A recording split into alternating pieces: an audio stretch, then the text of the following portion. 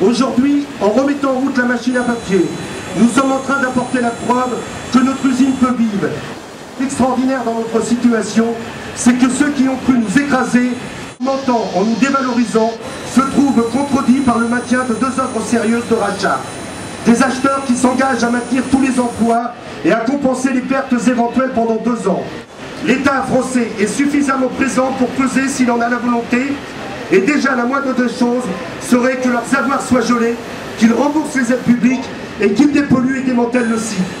Quel que soit le moyen, expropriation, intervention de la puissance publique à tous les niveaux, peu importe. Nous avons fait une bonne partie du chemin en nous appropriant l'usine et en la faisant tourner aujourd'hui. Nous avons manifesté dernièrement avec les Petroplus. Il est évident que nous avons un urgent besoin d'une coordination des luttes pour l'emploi qui se déroule un peu partout.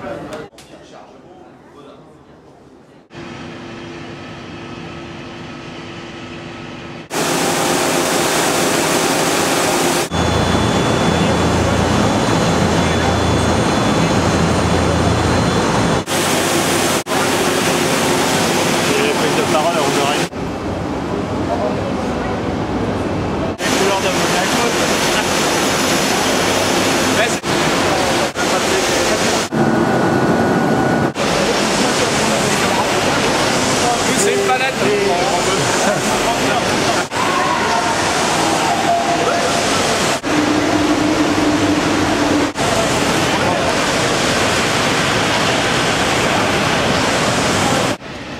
Nous avons repris aujourd'hui la production.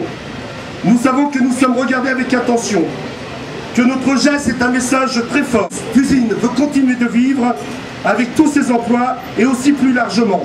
C'est bien la lutte pour geler tous les licenciements dans notre pays qui doit être à l'ordre du jour. Qu'il faut continuer la lutte, se battre encore plus fort, être tous rassemblés comme nous le faisons aujourd'hui avec les partis politiques, avec les salariés, avec l'intersyndicale. Et c'est très important. Il faut changer la loi. Il ne faut pas que monsieur le maire nous dise simplement c'est inacceptable, mais c'est le droit à la propriété privée. Maintenant, Éméril, vous voulez vous barrer, barrez-vous, et l'usine, on va la faire tourner, on est capable de la faire tourner tous ensemble. Et maintenant, je dirais, ce slogan, il est encore d'actualité, il restera d'actualité. Qui ne lutte pas, ne vit pas, et continuons le combat, c'est qu'un début.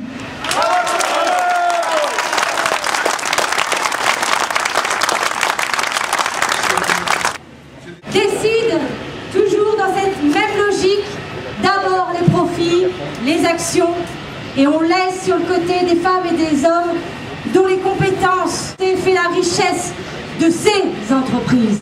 La droite, on l'a dit, porte une lourde responsabilité. Je voudrais exprimer une très grande indignation par rapport à ce qui se passe ici.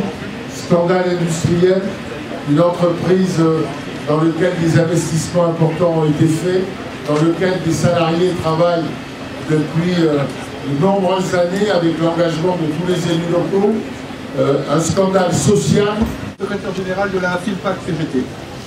Dizaines de milliards n'ont-ils pas été trouvés en quelques heures?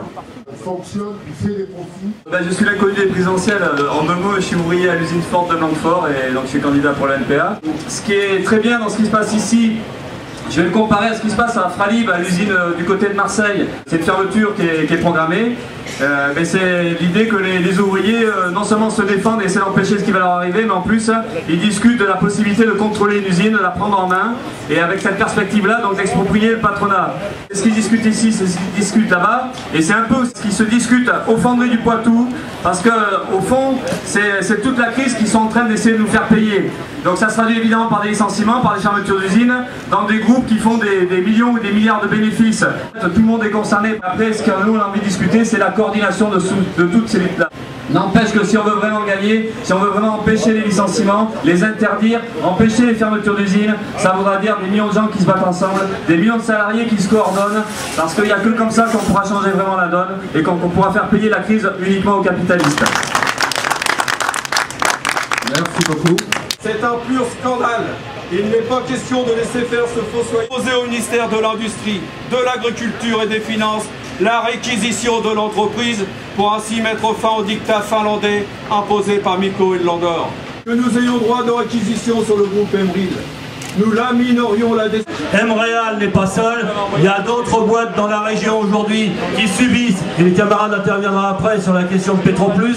Il y a CEPOL et une initiative, un rassemblement de lutte, un rassemblement qui prépare les futures convergences de lutte, car il y a nécessité, comme ça a été rappelé, de s'y mettre tous ensemble et de ne pas laisser les camarades isolés à se bagarrer dans leur boîte. Construire le tous ensemble, aller vers une marche nationale pour la défense de l'emploi, c'est tout ce qu'on souhaite demain à nos camarades ici présents. L'arrêt de la raffinerie complète qui a fait amener une grève générale pendant 16 jours au niveau du pétrole. Ce qui était dommage, c'est qu'on n'a pas amené la grève générale au niveau national. Alors là, l'initiative avec CEPOL et moi, les dockers, Renault, parce que les dockers sont venus hier à la raffinerie, les dockers vont rentrer dans le combat avec nous, les copains de chez Renault aussi. Et ce qu'on voudrait, c'est que d'abord, demain, l'initiative du jeudi, c'est informer la population pourquoi on va arriver à des blocages économiques du pays, parce qu'il faut un blocage économique du pays. Alors les municipalités, vous avez la possibilité, vous, d'informer votre population. Amenez votre population avec nous, comme ça on va ramener les syndicalistes et le peuple dans un conflit national pour une grève générale avec, qu'on arrive, pas attendre 2012, mais ce gouvernement de merde parte. Il utilise tout l'argent public pour accélérer les multinationales. Cette usine veut continuer de vivre avec tous ses emplois et aussi plus largement. C'est bien la lutte pour geler tous les licenciements dans notre pays qui doit être à l'ordre du jour.